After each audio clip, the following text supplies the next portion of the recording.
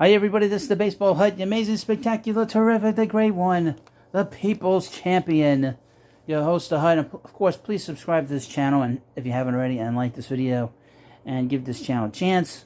And of course, like the video, leave comments in the comments section. It's been a great couple weeks for the channel.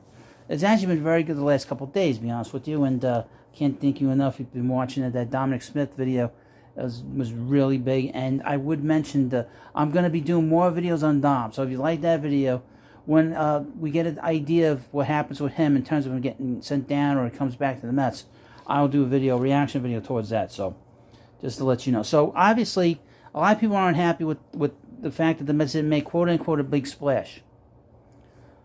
I know a lot of people talk about Juan Soto. That wasn't happening because the Nationals weren't going to move him, and the Mets, quite frankly, didn't have enough players to make that kind of a trade.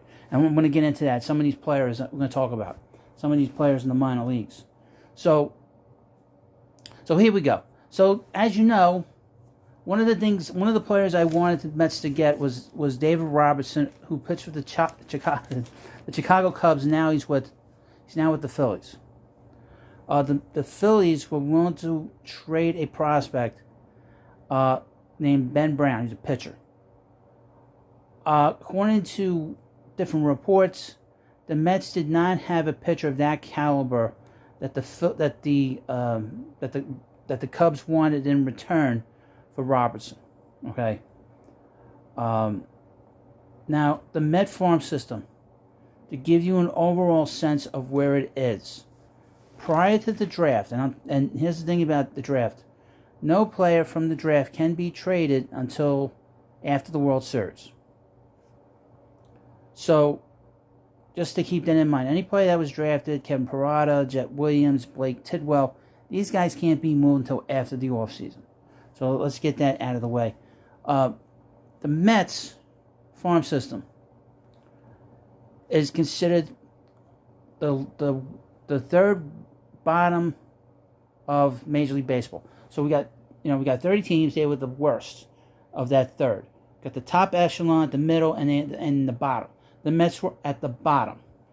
They were considered to have the 20th or 21st best farm system, according to just different publications, Baseball America, the Bleacher Report, you name it. Mets, MLB.com, you name it. They all considered the Met farm system to not be very good. However, the Met farm system has big prospects in it. We'll get into those prospects in a minute. Now, since the draft has taken place and most of the players, I think maybe 20 or 21 out of the 22 players that the Mets drafted, they've signed. Since that time, the Mets have gone from the bottom third to the top third. That's how good of a draft that they had this past season. Last season, they had a lousy draft because they didn't sign Kumar Rocker. But obviously, or maybe not so obviously, if you paid attention, you saw the domino effect of Kumar Rocker getting drafted by the Rangers. Once that happened, all these dominoes started falling in line for the Mets after that. That's why they were able to draft Kevin Parada, who's considered the best catcher in the draft. That's why they drafted Jet Williams, who's considered one of the best hitters in the draft, who's a high school player. So the Mets got a little lucky with the draft. So now that the Mets farm system is much, much better, is much deeper, much more robust. But these players can't be moved. So when it came time for them to make moves, say just for like Wilson Contreras, the Mets were not willing to give up at least 5 of the 6 players I'm going to mention here. And I'll mention a couple other players that we all need to keep an eye on over the next couple of years, next year or so and beyond. But first up, Matt Allen. Matt Allen was drafted in 2019. He has not pitched, folks, in the minor league system since 2019. He's considered the Mets 6th best prospect. He pitched in 2019. Obviously, there was no minor league system. There was no minor league season in 2020. He hurt his elbow last year, and he had to get Tommy John surgery. He has yet to pitch this year. We're now in August. I don't know if he's going to pitch this year. He might not pitch this year. So that surgery is pretty serious that he had done. So I don't know what, in terms of where he is. And obviously, if he's not going to pitch, he has no value. So he's just sort of a prospect. Next up, Ronnie Mauricio. Ronnie Mauricio is considered the third best prospect in the Mets organization, and he's considered a top 100 prospect in baseball. Okay, for the Mets. He is now in Double A. He's been hitting about 250. He's been hitting a lot of long, big home runs. That's his big thing. He's a switch hitter. Nobody quite knows where to put him because he's not really a shortstop at this point. They have him at shortstop, but he's probably more of an outfielder at this point. He might be a left fielder. There have been sort of comparisons with him to Alfonso Soriano. So he's pretty up there in terms of, but there are thoughts that he's very similar to Ahmed Rosario. Just in terms of the way he is on the field and stuff. He's probably not going to go to AAA this year in the last 2 months of the year. So in all likelihood, he'll probably play all of 2022 in Double A, and he'll probably start Syracuse next year. Okay, Alex Ramirez. And maybe some of you might not know. He's a young guy. He's like 19 years old. He started the season in Port St. Lucie with the St. Lucie team, and he performed pretty well for his age. About 3 weeks ago, he got called up to Brooklyn, which is the high A ball now for the Mets. So he's in New York playing. He is really doing well. He's hitting a lot of home runs. The Mets and the Mets organization is very high on him, and they're very happy with his progress. So he's a prospect that has taken a major step forward. We'll keep an eye on him. Brett Beatty. We've heard a lot about him. He was the Mets' #1 pick in 2019. He was the oldest player of the high school players to get drafted.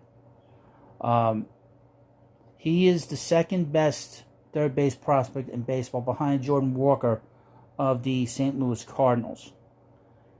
He is currently in Double A, and he's probably pretty close to getting promoted to Triple A. He's not on the 40-man roster. I just want to mention it. He's not on the 40-man roster. So he's getting awfully close to getting promoted to Triple A. I would think within the next 2 or 3 weeks, he's probably going to go to Syracuse after playing in Binghamton, which he probably has earned because he's really hit well.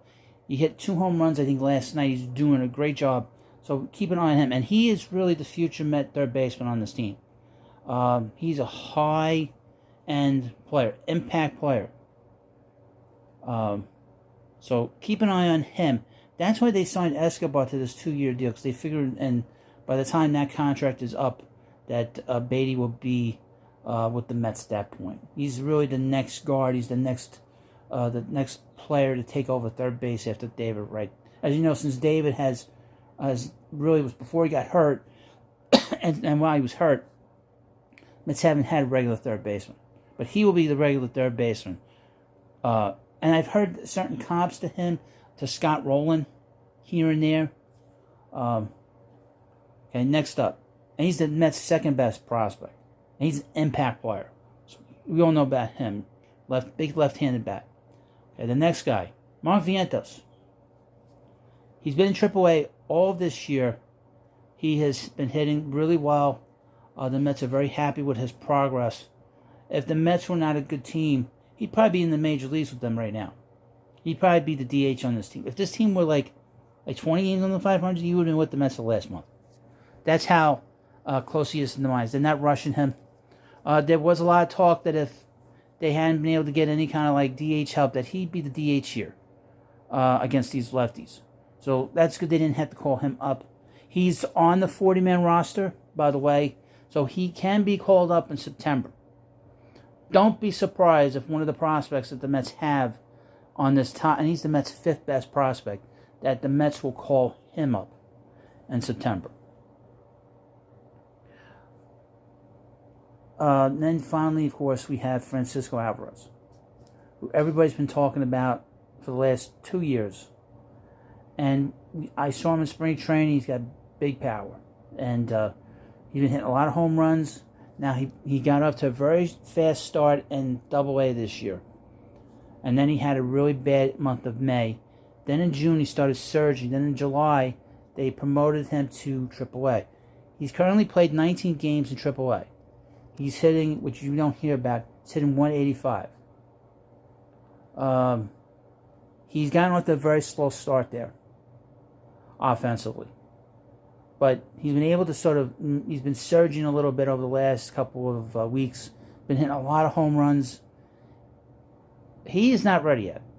But the Mets did say yesterday, Billy Upler did say yesterday, that the Mets will consider calling him up if they feel that his progress has met what they want him to do. Because obviously, with him being 20 years old, they don't want to rush his development. Also, not for nothing. If he's a big prospect, you don't want him to sort of lose out on maybe being able to be eligible for the Rookie of the Year. If the Mets were to call him up, don't expect him here any earlier than September 1st. He's not on the 40-man roster, by the way. So he'd be difficult to bring up because then they have to make some moves and somebody would have to be off the roster. I don't know if they want to do that yet. But he's not quite ready, and they want him to learn how to be a catcher on a regular basis, being able to catch a much better staff. Obviously, we have a veteran staff up there in Syracuse. I mean, veteran in terms of just, a higher end. These are guys that have been to the major leagues, back and forth, more than some of the other pitching staffs he's caught in the past few years. So again, so I went through the farm system of the Mets, like I said earlier in this video. They have big prospects. Alvarez is an impact player. Beatty is an impact player. Those are the two guys that are going to be everyday players that have the potential to be all-stars. That's how good they are. The guys under them could be everyday players, could be, all-stars at some point, but they're not as good as those other two. Vientos, going through some of his numbers to the minor leagues. If there were 550 at-bats for this season that he would get, he would hit 38 home runs. That's the home run pace. Home runs per at-bat is very high with him and with Alvarez. So just to sort of give you something to look forward to. But beyond these six guys, and minus Matt Allen not being able to play, the five guys the Mets have, that's all they have. Aside from the draft, they have nothing. Absolutely nothing in the farm system that anybody wants. That's how bad the system is. And a lot of it had to do with the prior regime moving a lot of these younger players. Marcus Stroman, J.D. Davis, all these trades they made at the after 2018 to 2020 and stuff like that. These kind of moves hurt the depth of this system, to where they couldn't move certain players to have them here to contribute for the Mets, and also not being able to use them and trade for bigger players. So, just giving you a rundown in the Met farm system, just going through certain things over the last couple of days, since we've all had sort of a chance to decompress now from the trading deadline. So, I'm going to learn more about the system, and I'll let you know more about a couple players' names before I forget. A couple of players to keep an eye on. The Mets had 3 players to keep an eye on. Two of them, one of them's going to contribute a little bit, I think, in the next year, and that is Dominic Hamill. He's now in Brooklyn. He's 23 years old. He was drafted last year in the 3rd round. He's the 81st pick of the 2021 draft. Keep an eye on him, because he's in Brooklyn and he's pitched well. He pitched in St. Lucie too during the year, so he's pitched rather well this year. Another player they drafted last year, and I think you may have heard a little bit here and there on him, is Calvin Ziegler. He's one of the guys that people were asking about, by the way. 19 years old. He's in St. Lucie. He was the Mets' 2nd pick, which really, and the 46th overall, which really was the Mets' 1st pick in the draft, since they lost Rocker. He is well thought of in the Mets, with the Mets and a lot of teams too. So he's one of these guys that keep an eye on. And then finally, keep an eye on this kid. He just turned 17. The Mets signed him in the offseason. He's very high on the Mets MLB.com list. I think he made 14, 15. Is Simon Wan. He's an outfielder. There's been comparisons to him with George Springer and Byron Buxton. Now, obviously 17 years old, just turned 17. But just keep that in mind. Keep an eye on his name. His name is gonna go up this list very, very quickly. And finally, obviously, the Mets do have some other prospects. Like I mentioned, Kevin Parada was the catcher they drafted, the big prospect, and Jet Williams. Mets did a great job with the farm system this year. So let me know what you think about this video. It's a little bit longer than normal, because I just wanted to sort of mention why the Mets didn't make these moves. They just didn't have the depth. They didn't have it. And you can't trade these top 5 guys for a rental. And a guy who's 37 years old, and say David Robertson. But thank you for watching this video. Please subscribe to the Baseball Hut. Thank you for watching. Leave comments in the comments section, of course. Like the video. Send me super thanks. And I'll see you later.